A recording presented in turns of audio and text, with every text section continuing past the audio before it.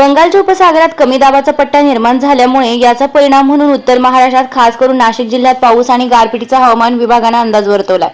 त्यानुसार आज सकाळपासूनच आकाशामध्ये ढगाळ वातावरण निर्माण झाल्याने द्राक्ष उत्पादक शेतकऱ्यांना धडकी भरली आहे। पाऊस अंगारपीट झाल्यास द्राक्ष पिकांचं मोठं नुकसान होणार असल्याचं द्राक्ष उत्पादक सांगत आहेत। सध्याच्या वातावरणाच्या बदलानुसार द्राक्ष पिकाच्या बाबतीत बोलायचं, द्राक्ष पिकाच्या बाबतीत एक 8-15 दिवसापूर्वी अगदी 3 ते 4 टेम्परेचरपर्यंत थंडीचं प्रमाण वाढलं होतं आणि अशा परिस्थितीमध्ये आम्ही द्राक्ष बागा शेकोटी करून ड्रीपद्वारे खतं पाणी देऊन औषधांच्या फवारण्या करून वाचवले। परंतु आज आणि उद्याच्या या हवामान विभागाच्या सूचनेनुसार आपल्या भागात पाऊस आणि गारपीट या दोन्ही गोष्टी होतील असं संभाव्य सांगितलेलं आहे।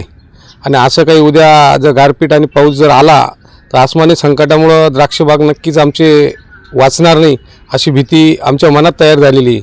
देवकृपेने असं काही होऊ नये, झाल्यास शेतकऱ्यांना वाचवण्यासाठी शासनाने त्वरित आणि तातडीने काहीतरी त्याच्यासाठी उपाययोजना करण्याचे नियोजन करावे ही शेतकऱ्यांच्या वतीने मी अपेक्षा व्यक्त करतो।